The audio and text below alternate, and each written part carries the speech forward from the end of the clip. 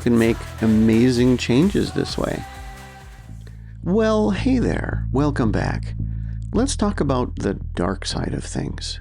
I don't mean the dark side of everything, even though that sounds kind of exciting, doesn't it? Okay, let's rewind. My recent book, Because, talks about fundamental building blocks. In simple terms, it's built on Freud's pleasure principle. And in simple terms, Freud's pleasure principle states that we basically do everything based on two sort of drivers. One is to seek pleasure in all forms and to avoid pain in all forms. These two driving factors are neither good nor bad. They are neutral, and sometimes they're used to great success, and sometimes they're used to your detriment. In the book, I take those semi-intangible concepts and I give them a face. The avoiding pain takes the form of a monster. The seeking pleasure takes the form of a unicorn. But the book goes farther than that. I then go on to talk about something that really separates all high achievers from everyone else, and that is essentially repetition. And there are many books out there, and I cite some of them talking about this repetition and how you become an Olympic athlete by repeating. But the thing that everyone else forgets about or ignores is, well, how do they repeat so much? What drives them to repeat? And of course, it's the monsters and the unicorns. And I have always said to myself, or rather recently, whatever you repeat, you enhance, you create, and you achieve. At least that's what I tell myself. And that's what Because is about. It's about repeating something over and over and over again. And it doesn't have to be a 4-second action. It can be something that's fairly long term, something that takes days, or something that requires a lot of nuance. But if you continue at it and repeat it and repeat it and repeat it and stick at it, you will achieve it. You can do great things this way. You can make amazing changes this way. But like the monsters and the unicorns, repetition is neutral. Think about that. The very concept of repetition doesn't carry with it good or bad. It doesn't carry with it constructive or destructive. It's both and neither. So, swimming almost constantly will make you a better swimmer. Practicing speaking will make you a better speaker. Studying and practicing repetitively and diligently will get you your realtor license, your pilot license, etc. But my friends, let's talk about the dark side. The dark side of repetition. And you know what's interesting about that is that from a lot of people's perspective, the dark side is actually what they know better. And I'm not saying it's because they live in the dark side of repetition, but it's because that sort of has been their perception of it. Stop making that face. If you keep making that face, it's going to stay that way. Do you remember that? Did your parent ever say that to you? How many of you grind your teeth? It's also called bruxism. That's a repetitive thing that people do with their teeth, where they just clench down or they grind them side to side, and it has tremendous negative impact on your health. Ergonomics is based partially on people repeatedly doing something that's bad for their body. You can sit in a bad chair for a little while and not a lot's going to happen.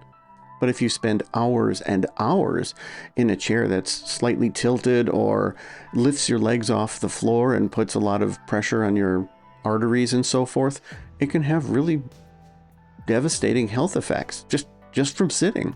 You can eat good food, and even in smaller portions, but if you eat it fast, it can also affect your health. Eating it fast once isn't going to do a lot, but every time you eat, if you eat fast, it's going to affect you. You will find, or probably have found, that you have aches and pains that are actually caused by you. And they're caused by you in a way that is just repetitious. For example, I had an issue with my ankle for a while, and I didn't know where it was coming from.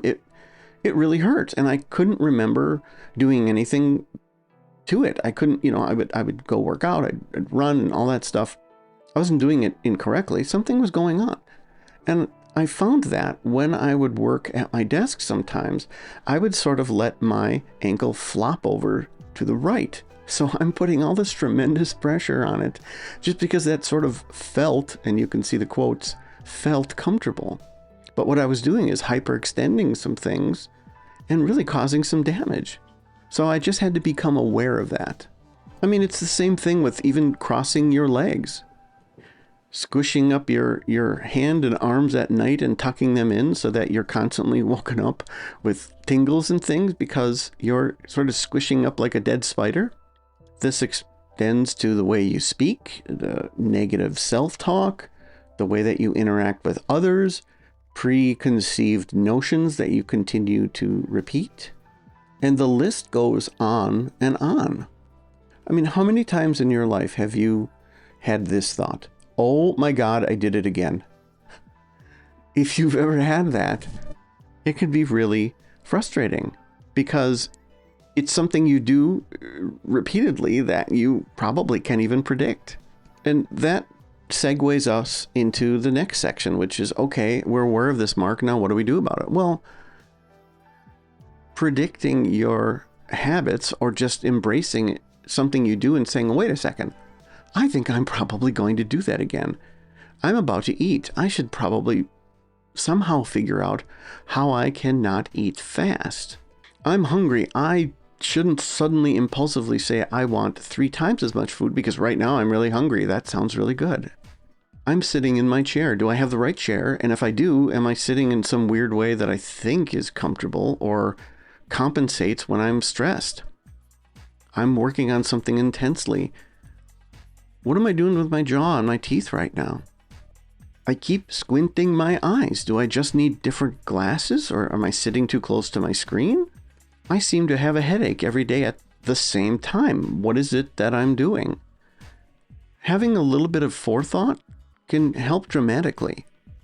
And I guess that's one of the pluses of this repetition. It's going to repeat. So at least it's sort of on a predictable schedule. And as I talk about in my micro seminar, Do It to a Fault, things that you do can be attached not just to time, but to actions and feelings. So you might just do something when you're feeling a certain way. It can even be when you have joy. You might do something around the same time, or you might do something around the same activity. The whole concept of triggers essentially is described in what I just said. And in fact, there's a section of the book Because that talks about triggers, that they're your monsters and unicorns that sort of raise their hand and say, hey, I'm here. Just so you know, I'm going to be doing this thing. So give some thought to your repetition in your life. It is one of the most powerful things that you can use. From a 30,000 foot view, repetition in general is an amazing thing, and it can do amazing good and amazing harm. So let's try to limit the harm. Let's nip that stuff in the bud, and let's try to use it for good. If this made sense to you, then check out my over 300 other episodes that talk about interesting things like this. If you know someone who you think would benefit from this quick 10-minute podcast, feel free to forward it to them as well. And thank you, as always, for listening, and feel free to provide any feedback. Take care. Living life every day, late at night, not okay. All I want, and I pray, all I need are some better days. Thank you for listening. As always, go to markbradford.org to see all my author-related things. Go to Alchemy for Life to see coaching, speaking, writing, and this podcast.